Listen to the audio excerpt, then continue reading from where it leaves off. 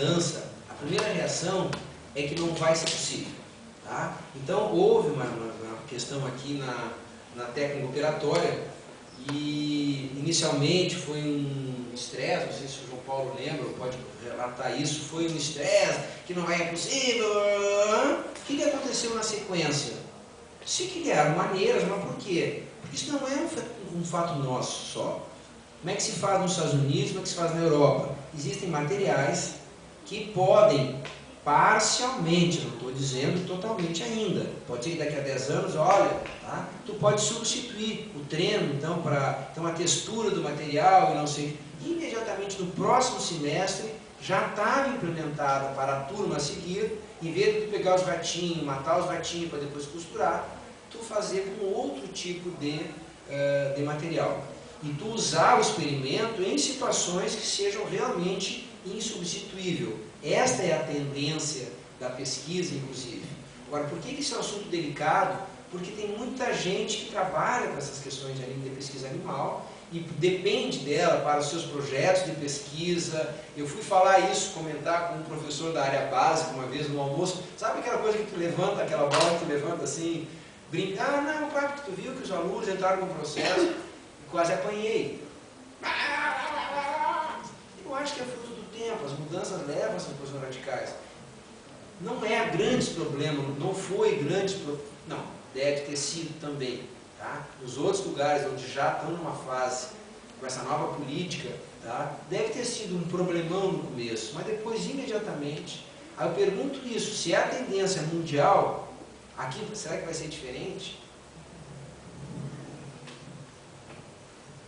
Então, pessoal, são 10 para as 9, está pensando em fazer mais uma ou duas perguntas e em seguida terminar o debate. Queria saber se tem mais alguma pergunta. Também de uma disciplina específica que é relacionada à saúde pública, que é a saúde e sociedade, que a gente tem uma carga horária bem grande, desde a primeira até a oitava fase, a gente sempre tem um período inteiro na semana, quer dizer, na verdade a cada 15 dias vai essa disciplina, mas o que eu vejo, assim, eu estou na sétima fase, que essa disciplina é desorganizada, algumas aulas a gente tem repetidas, muitas vezes os professores não têm assim um currículo organizado durante o semestre, assim, de temas a serem abordados. E alguns alunos já me falaram que quando eles vão estudar saúde pública, também na prova de residência, esse tipo de coisa, eles têm que se basear em outros materiais e não no que a gente viu durante a universidade, que seriam 4 anos para essa disciplina. Assim. Eu não sei se teria que ter alguma mudança no currículo ou um diálogo maior entre os professores aí da saúde pública, que teria que ter, talvez, para melhorar essa disciplina, assim, que eu vejo que tem muita informação dos alunos em relação a isso.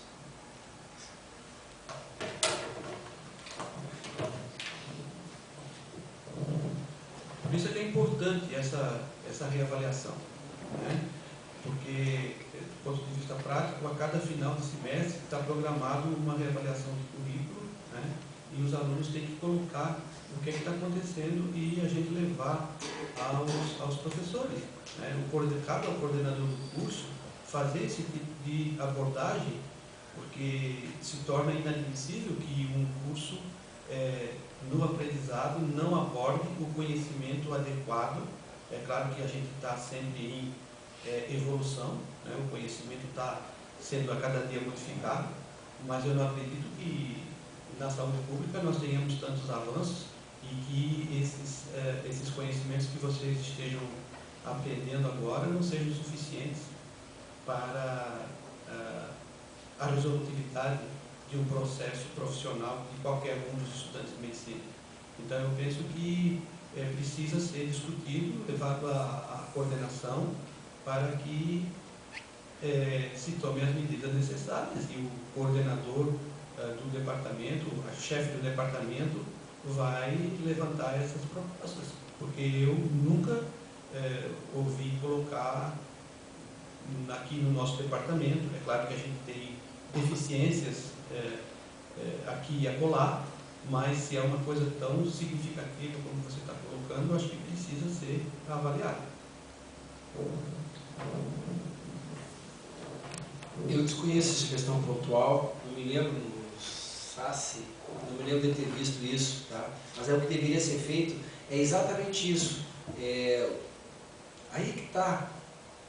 Nós não temos essa prática de avaliação, mas alguém deveria ficar sabendo disso. Então, o primeiro passo seria comunicar ao departamento. O grande problema é que, entre pares, não é uma coisa fácil. Às vezes tem um professor que, vamos dizer assim, que não vai dar aula, mas o outro chefe de departamento é colega dele, é complicado isso. Então, quem ficou sabendo disso? Vocês comunicaram a alguém? Entende? Quer dizer, não existe um mecanismo de avaliação. Entende? Algumas faculdades optaram por fazer avaliação, os alunos avaliam todas as disciplinas, os alunos avaliam os professores, com exposição, até dando nota, mas teria que existir alguma maneira. Por exemplo, assim, eu sou da quarta fase, eu nunca tinha ouvido falar, da quarta e da sétima, eu nunca tinha ouvido falar desse problema. Entende? Então, tem que ver uma maneira que tu possa falar o problema. Para quem que tu dirige a queixa? Sempre primeiro ao chefe de departamento. Tá? Se o chefe de departamento não resolver, coordenaria do curso. Mas o que a gente não pode fazer e aceitar é tu ter um problema e ficar permanentemente com o problema e não tomar nenhuma providência. Que é o que em geral acontece. Tu não sabe a quem tu recorrer. Tu vê que está errado, vê que está ruim. E aí eu brinco isso de uma maneira que eu meio que implico. Fico reclamando de corredor. Não adianta. Quer dizer, a gente tem que fazer de uma maneira que efetivamente a gente consiga corrigir aquilo ali. Tá? Então, se está errado, tem que mudar.